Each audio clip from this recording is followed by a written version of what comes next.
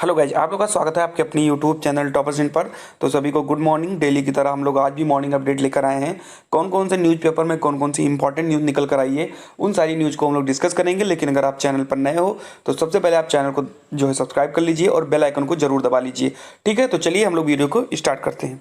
चलिए गाइज, तो video start करने से पहले हम आपको बता दें कि अगर आपने उत्तर प्रदेश अधीनस्थ सेवा चयन आयोग का अगर आपने फॉर्म डाला है तो चक्षु प्रकाशन की बहुत ही बेहतरीन बुक जो है एक्सपर्ट के द्वारा तैयार की गई है। पूरा सिलेबस के अकॉर्डिंग ये बुक है, बहुत ही अच्छी बुक है। इसमें अगर हम बात करें पूरा सिलेबस के अकॉर्डिंग है।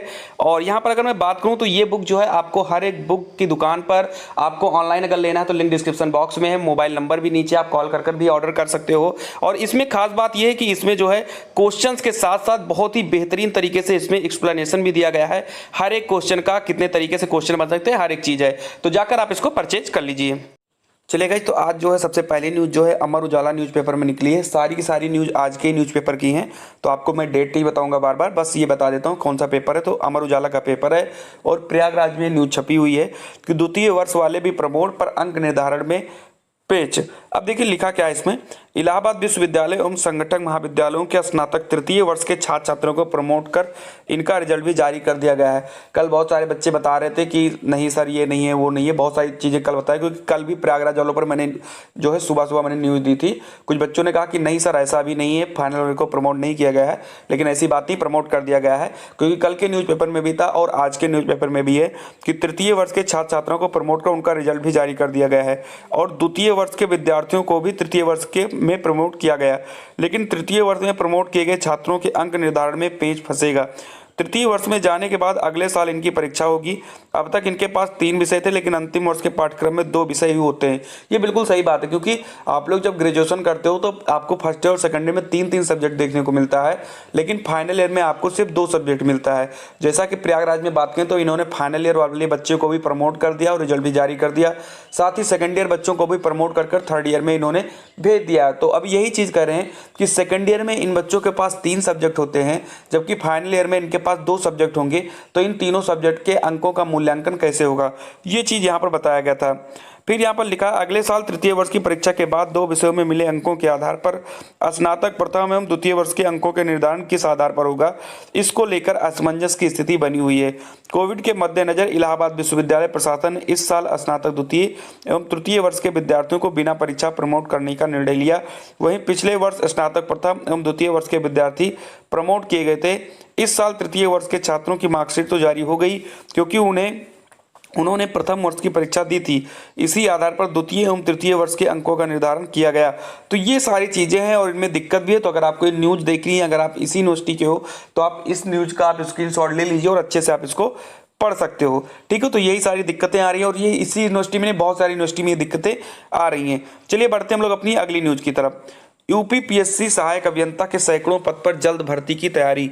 ठीक है, ये न्यूज है। इसमें लिखा है पीडब्ल्यूडी, आवास एवं विकास परिषद समेत कई विभाग भेज चुके हैं अध्याचन।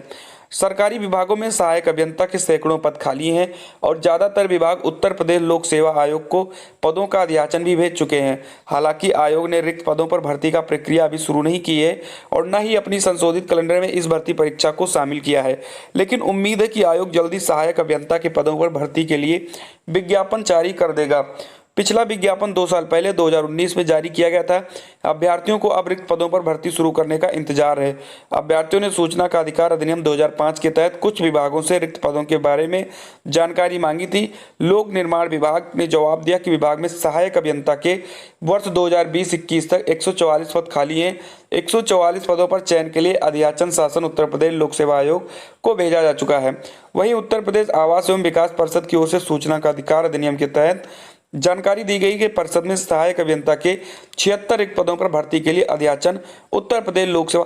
तो कहने का मतलब ये है कि बहुत सारी जो है यहाँ पर दिक्कतें हैं, जो है पद खाली होने के बावजूद भी अभी जो है पद भरे नहीं जा रहे हैं और बच्चे जो है आरटीआई के तहत राय ले रहे हैं कि कितने पद खाली हैं, उस पर क्या काम चल रहा है। तो यही बताया जा रहा है कि अध्याचन भेजा जा चुका है, लेकिन ये है कि जैसा इलेक्शन का माहौल बन रहा है और अब जो है भर्तियाँ आने जो है स्टार्ट हो जाएंगी। उसके बाद में टीजीटी पीजीटी संबंधित एक न्यूज है।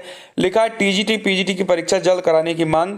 टीजीटी पीजीटी परीक्षा की तिथि शीघ्र घोषित किए जाने की मांग को लेकर युवा मंच के पदाधिकारियों ने मुख्यमंत्री को पत्र लिखा है। साथ ही मांग की है कि माध्यमिक शिक्षा सेवा चयन बोर्ड दिसंबर तक की प्रस्तावित परीक्षाओं का कैलेंडर जारी करे।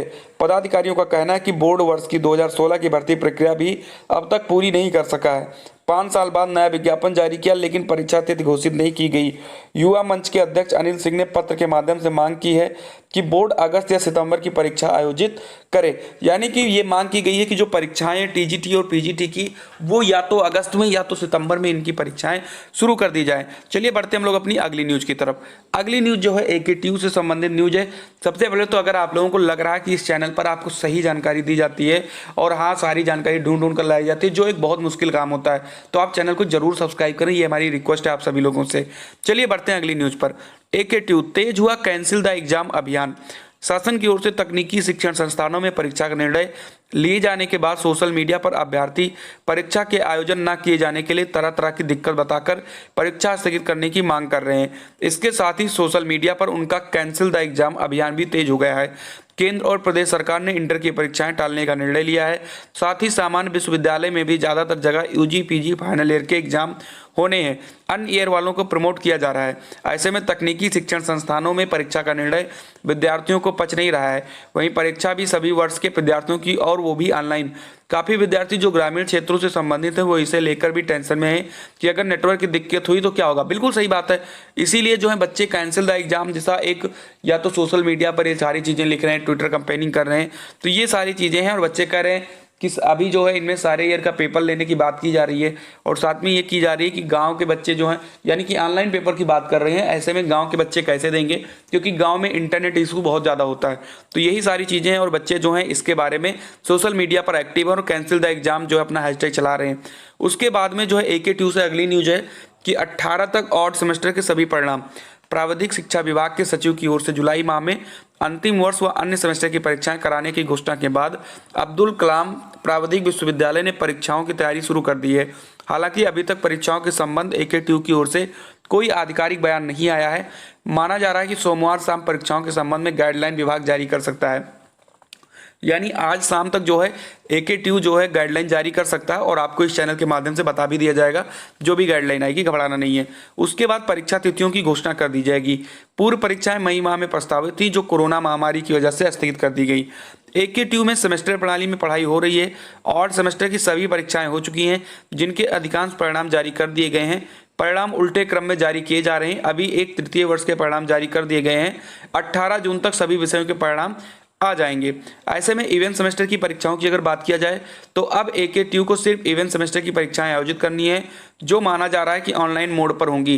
हालांकि ऑनलाइन परीक्षाओं को लेकर छात्रों का विरोध है, छात्र इसके हित में नहीं है, जैसा कि अभी आगे वाली न्यूज में हम लोगों ने पढ़ा था। तो ये थी AKTU से न्यूज। उसके बाद बढ़ते हैं अगली न्यूज की। ये TGT PGT को लेकर न्यूज है। अभी हमने आगे भी बताया था, वो आपके अमर उजाला में था और ये हिंदुस्तान न्यूज़पेपर में है। TGT PGT की परीक्षा तिथि जारी करने को लिखा पत्र प्रयागराज। युवा मंच ने मुख्यमंत्री योगी आदित्यनाथ को पत्र भेजकर TGT PGT 2021 की तारीख और माध्यमिक शिक्षा सेवा चयन बोर्ड का कैलेंडर घोषित करने की मांग की है। अध्यक्ष अनिल सिंह ने अपने पत्र में चेतावनी दी है कि 20 जून तक मांगों पर निर्णय नहीं लिया गया तो आंदोलन तेज करेंगे। चलिए बढ़ते हैं अगले न्यूज की तरफ। अगला न्यूज जो है DLED और BTC बच्चों के लिए है। युवाओं के हक और हुकूक की आवाज़ बना प्रतापगढ़। हिंदुस्तान न्यूज़पेपर की आज की न्यूज है।